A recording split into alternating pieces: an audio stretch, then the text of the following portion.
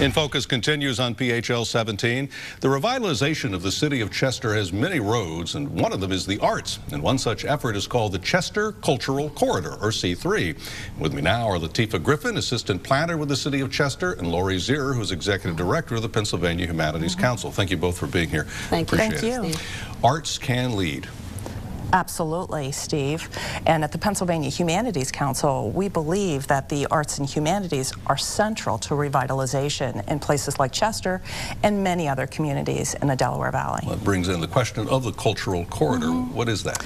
Well, you know, it's an initiative that involves a 1-mile corridor from Widener University to City Hall. And the idea is to use arts and culture and the Central Business District and the Arts and Cultural District in Chester to really lead revitalization. Latifah, you're boots on the ground with Chester, you're in city government, you're working with planning, you know a lot about this. What does this mean, what will this mean when it's completed for the city of Chester? Well, we hope that when it's completed, that this initiative will continue. We hope that the arts community will continue to work together. We hope that they will, get a brick and mortar building down in the Central Business District, in our Arts and Cultural District, which overlaps our Central Business District, and continue on the effort in hopes that it'll become sort of like the Media Theater, the Walnut Street Theater. They'll do weekly shows. But what we really hope in the planning department and in the city of Chester is that they will continue this effort when the project is over. Well, I think one of the important factors in this is that it is not putting something new in Chester alone. It is defining Chester, letting Chester residents define Chester. Absolutely. So that it isn't just the few things that show up, on news stories, but there is a rich cultural heritage in Chester. Absolutely, absolutely. Going back in history with Ethel Waters, leading up to now, we have an arts gallery in our downtown. We have an open mics cafe. We have the Artists Warehouse. We have the Chester Fine Arts. We have the Chester Arts Alive. Our arts community in the city of Chester is thriving, but through this process, they were able to collaborate, which really put a spotlight on our arts community in the city. So we're thrilled, and we're excited that other folks in other communities will see that Chester arts community is alive and well, and come to the city and engage. And Laurie, you work around obviously the entire Commonwealth of Pennsylvania, but when we look at Chester, you're interested in helping Chester define itself. In fact, I think you used the phrase, what makes Chester Chester? Absolutely. How do you answer that question? Well, it's through the humanities that we can really identify what makes us who we are. And that's what we're doing with the city planning department. Many times there may be town hall meetings where the community is asked to come in and look at plans.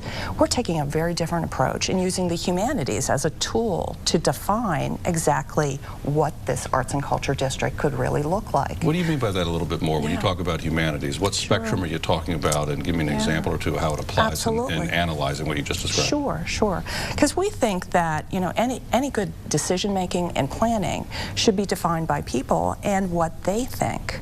In particular, how they feel arts and culture is important in their community, and those values define what kind of building or public art is going to be developed in the downtown. What kind of response have you gotten so far? You're in the early stages of this. You've held a couple of sessions at different centers and schools and things around the city. And what kind of response are you getting? I think that this process of what they're doing and the way that they're engaging the community, it's new. Usually when we engage the community, we just invite them out and give them food and say, hey, this is what's happening. Well, what's happening now is that through this process, the Chester Made process, they're engaging the community in a theatrical way. So they're the residents are presenting situations, and these artists are acting it out, and it's in the city has never been done before, and especially for the younger generation. They're excited about it.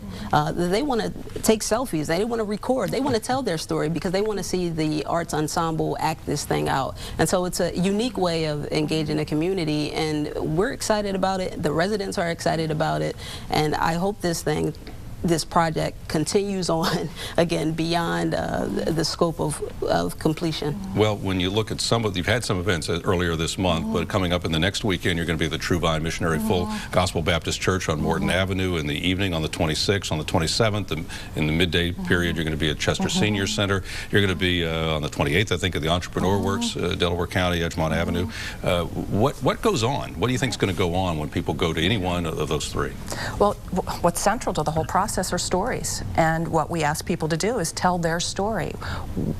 Give us a memory. What's most important to you about arts and culture? And you know, the kind of stories that we hear are, well, I remember when I went to Deshong Park with my family and I heard jazz.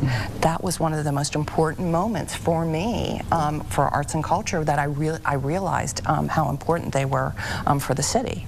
And then we ask them to literally map their story. And what we're creating as part of this is a cultural assets map that will be used and created, an online Esri map, and you can certainly talk about that, that we can use to generate additional funding for large public art projects.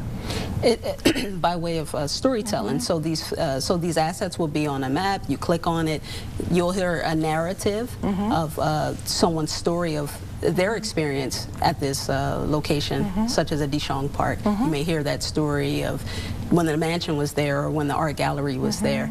And we'll do that for the entire City of Chester and its arts and cultural assets, and that'll be available post-project.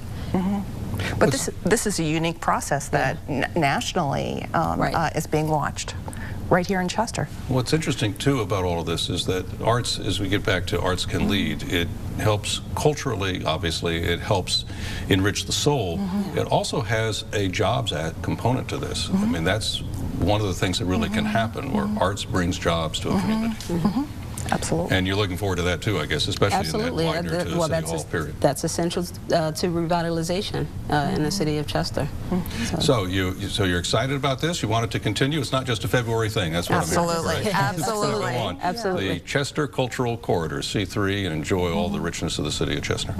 Thank you very much. Good luck to you. Good luck statewide as well, but good luck in the City of Chester. Thank you. And all the revitalization that's going on there. Now, there is something you need to be aware of, and that is that if you want to find out more, you can go find out about Chester Made on Facebook, search Chester Made, or for more generally about what's going on with Humanities Council, PennsylvaniaHumanities.org. And that's in focus for this week. Thank you for watching. I'm Steve Highsmith. Enjoy your weekend and have a great week ahead.